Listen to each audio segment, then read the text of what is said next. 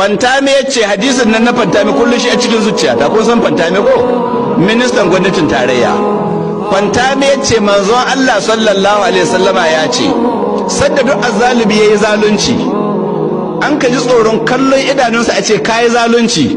ya ce manzon Allah ya ce mutum ya kasance karkashin ƙasa ya fi alheri bisa a ce kana saman ƙasa.